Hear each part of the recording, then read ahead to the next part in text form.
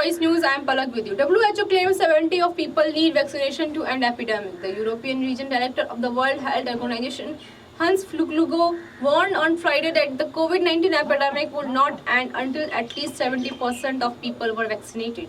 He also expressed concern over the increasing infection cases of new strain of the virus. The European region of WHO consists of 53 countries and territories, including several countries in Central Asia. The European Director of the World Health Organization warned on Friday that the COVID-19 epidemic will not end until at least 70% of people are vaccinated. WHO's Europe Regional Director Hans Kluge also said that the increasing infectiveness of the new strain of the virus is also a matter of concern.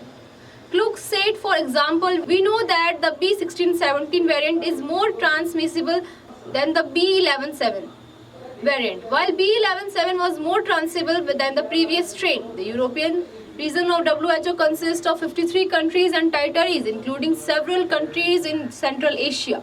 Here, 26% of the population have received the first dose of COVID-19 vaccine. At the same time, 36.6% of the populations in the European Union has received at least one dose, and 16.9% of the people have received both doses. Effective vaccine. Yet people remain cautious. Kluge said that while vaccines have proven effective against coronavirus mutations, people should not be able to caution. He quipped, "Let's finally give a red card to COVID-19. Don't give extra time for COVID-19."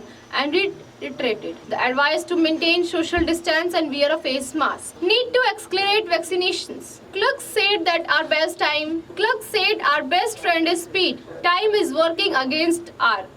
And the vaccination rollout is still low. We need to speed up. We need to increase the number of vaccines. Meanwhile, WHO's emergency chief Michael Ryan has said that the efforts to uncover the origins of the COVID-19 epidemic are being hampered by the politics.